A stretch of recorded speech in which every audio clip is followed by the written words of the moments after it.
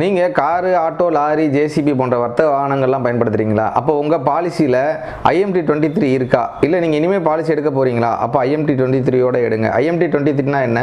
Indian motor tariff அப்படின்னு சொல்லக்கூடிய IMT 23யோட நீங்கள் பாலிசி எடுத்தால் மட்டும்தான் உங்கள் வாகனங்களில் முன்பகுதிகளில் இருக்கக்கூடிய கிளாஸு, டூமு, பல்பு, பெயிண்ட்டு போன்ற அனைத்து கவரேஜுகளும் அதில் உள்ளடக்கமாக இருக்கும். அதில் நமக்கு 25% வரைக்கும் கிளைம் கிடைக்கும்.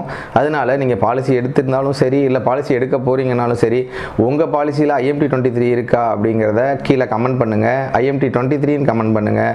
இது போன்ற இன்சூரன்ஸ் தொடர்பான நுணுக்கமான தகவல்களை தொடர்ந்து தெரிஞ்சுக்க என்ன ஃபாலோ பண்ணிக்கங்க. Friends insurance. நன்றி.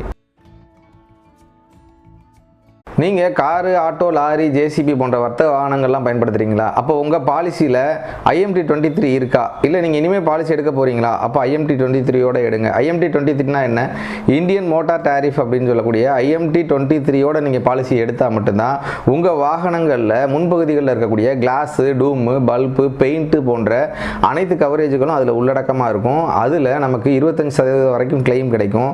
அதனால் நீங்கள் பாலிசி எடுத்திருந்தாலும் சரி, இல்லை பாலிசி எடுக்க போகிறீங்கனாலும் சரி, உங்கள் பாலிசியில் IMT 23 இருக்கா அப்படிங்கிறத கீழே கமெண்ட் பண்ணுங்கள். IMT 23ன்னு கமெண்ட் பண்ணுங்கள். இது போன்ற இன்சூரன்ஸ் தொடர்பான நுணுக்கமான தகவல்களை தொடர்ந்து தெரிஞ்சுக்க என்ன ஃபாலோ பண்ணிக்கங்க. Friends insurance. நன்றி.